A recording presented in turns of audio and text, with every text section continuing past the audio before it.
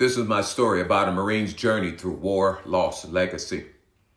In 1991, the plane touched down on American soil, but I felt like I had landed in a different world. The Gulf War had ended, and so had my lifelong dream of a military career. The Marine Corps had been my identity, my purpose, my structure. Without it, I was just a man in a uniform that no longer mattered. I told myself I was fine. PTSD? No way. Just bad dreams. The headaches, the sinus issues, just allergies. I refused to connect my struggles to anything more than the peace and price of service. I wasn't about to claim a VA disability when I could still walk and talk. I had figured things out before. But figuring things out meant years of bouncing from one dead-end job to another. Each one stripping away more the pride I once wore like armor. The world outside the military didn't care about honor or discipline. It cared about resumes and degrees and experience I didn't have.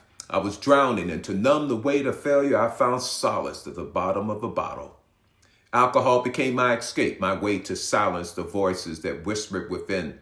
You don't belong here. You're a failure. You'll never be enough. 8 years later, I finally found a path that gave me purpose again, teaching. A high school classroom became my new battlefield, not of war, but of hope. I fought for students others had given up on, and in them I saw pieces of myself. The kids who felt abandoned, who were told they weren't good enough. Teaching gave me the structure I had lost, the mission I desperately needed, but it came at a price.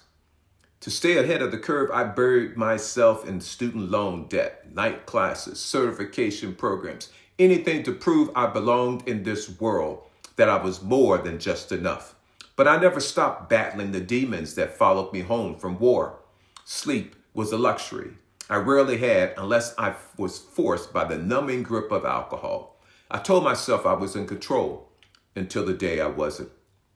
It happened in a meeting.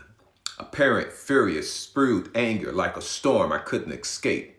The words weren't just words. They were accusations, attacks that backed me into a corner. I had been shoved in too many times before. Something in me snapped that day. The room blurred. My chest tightened. I was back in a fight I didn't see coming. I stormed out, fists clenched, heart pounding. Years of swallowing frustration, of denying my own struggles, of pushing down pain. I couldn't hold it anymore. The flashbacks hit me like a freight train, not just to the war, but to every moment where I had been cornered, betrayed, and pushed aside by people who saw me as nothing more than an obstacle to remove. I spent years proving I was worthy of a new life, only to feel like it could all be taken in an instant. That moment led to decisions I wish I could take back. Decisions that nearly ended everything I had worked for. I thought I had built something solid, but the cracks I ignored finally split wide open. It wasn't until I hit my lowest that I realized I couldn't outrun what I refused to face. But life wasn't done throwing blows. One day I walked into a doctor's office expecting a routine checkup, but instead walked out with a death sentence. Not for me, but for my wife for 16 years. Terminal cancer. A fight she would never win, no matter how hard we battled. As a Marine, I was trained to push forward no matter the cost. But nothing prepared me for the catch-22 of trying to keep my wife comfortable while navigating a system that refused to help. I made too much money to qualify for VA assistance, but not enough to afford the care she truly needed. And so I found myself in the twisted position of paying her own siblings to take care of their own mother. And in return, I had to endure a toxic home filled with cigarette smoke while my life and my wife lay dying of lung cancer. For 2 years, I fought 2 battles.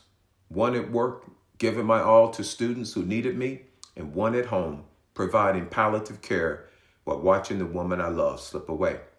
Then just as I thought I had survived the worst, the pandemic hit.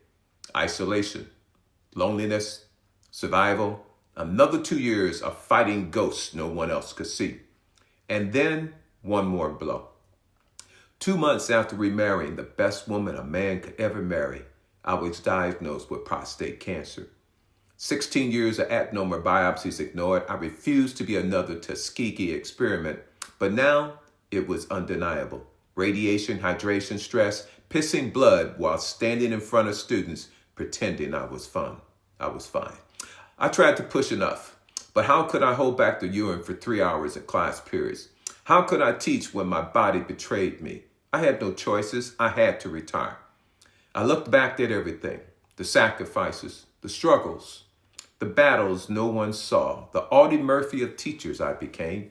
27 awards and recognition, nationally recognized for the NCSM, 2-time Amazon Teacher of the Year and Teacher Ambassador, 2 masters, 1 doctorates, 3 newspaper features, thousands of students helped. Students had recovered and graduated because I refused to give up on them. And yet for all that, I was a GI Bill era Marine who never received those benefits after serving 10 years. I taught for 20 years, public high school, but I finally needed loan forgiveness. The system turned its back on me. But I'm done waiting for help that will never come. I refuse to let my grandchildren struggle the way I did. I intend on building generational wealth. I will create a legacy that ensures they never have to beg for the help they've always earned. I am a survivor, a fighter, a Marine, a teacher, a husband, a warrior. And my story is not over yet.